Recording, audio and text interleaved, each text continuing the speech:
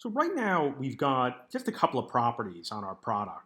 But let's say one of the things we wanted to keep track of was whether or not a product was in stock or not. So I'm going to go in here and put in stock. And what I'm going to do here is I'm going to say the type is going to be Boolean. It's either going to be true or false. The other thing that I want to do is I don't want to allow null. Okay? And I also wouldn't want this to be unique. It wouldn't make any sense here. This way I would only be able to have two products in here. But what I also want to do is a default value. So if you don't give me the value, I'm going to assume happy path that we've got these items in stock. And if I was to go and now just look at my database and I was to describe my products, I would see that I would have my in stock, the default is true. And again, just to beat a dead horse a little bit, if I went to do select in stock from products, right, I'll get that error. And it's saying, do you really mean to put this in quotes? So yeah, I'm going to put it in quotes. And here, what Postgres is telling me, hey, look, T is the value for true, F is the value for false, and we ended up getting that by setting this up as a Boolean. Well, let's do a different query here. Let's go over here, and we're going to switch this to a find all. And I'm going to do something a little bit silly here. Now, notice again, I don't have to put this in quotes, because SQLize will take care of quoting this. It'll run the correct query here. So I'm just going to put in stock. But SQLize is pretty good. If I try to do a where here, and I try to do it with a value that's a string, and let's actually just switch this. Let's change this to in stock.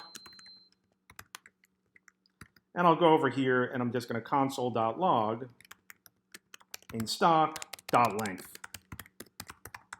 This is not going to work, and if I go over here, I'll find out why.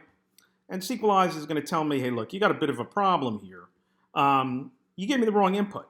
This type is a Boolean, and you ended up giving me a string.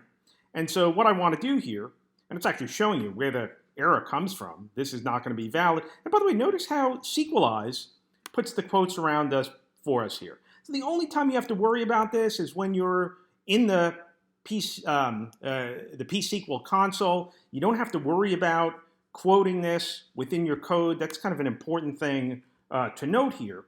But let's switch this because we're interested in things that are in stock. So we'll set this to true. Now we'll find that we have 5 products that are in stock.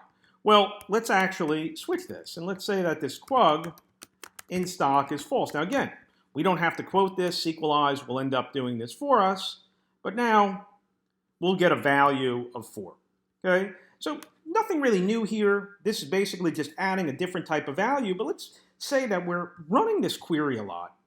And so we're running it, and we would like to maybe do something a little bit more like this to say, hey, product, find me in stock products. This method doesn't exist yet. We go and take a look at this, we'll see this is not a function, in stock products. Well, what we're talking about here is the idea to put a method on our class, okay, on our model method, we would actually say. They're also called class methods.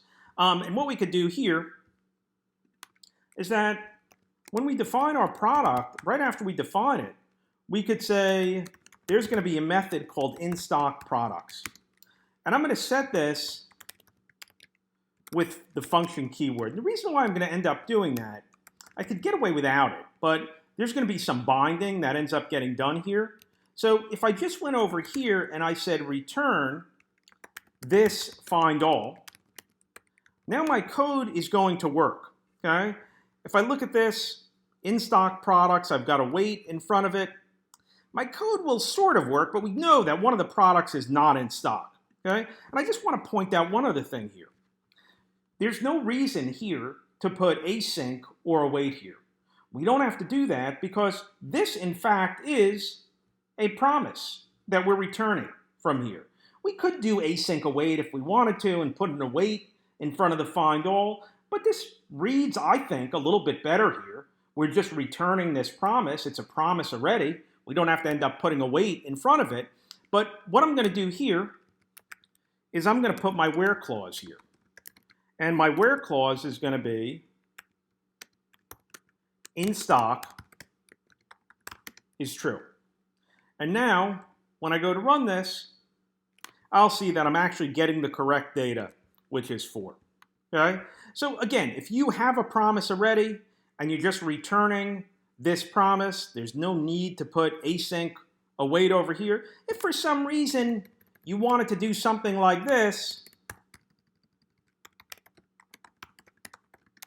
results equals, and you wanted to put an await in front of it, of course you are going to have to do that. And then this is going to have to be an async. But don't forget, you're also going to want to return something. And we have the same results. My take on this is to me, a little bit more readable. It's a one-liner return. Okay? Again, it is important that you end up using the function keyword here, because if you didn't, let's just make sure we're working again. So we're back to 4. If you ended up trying to use the arrow syntax, this ends up getting bound by Sequelize. And Sequelize is going to say, hey, look, I don't know what this is. So this is one of those cases where you have no choice. You do have to use the function keyword. And the goal of this was to show you how you could set up what we call class methods. So if there's something that you're doing and you want to wrap it up in a class method, and you don't want to have to put this where in every time, we've got this nice utility that just finds us the products that are in stock.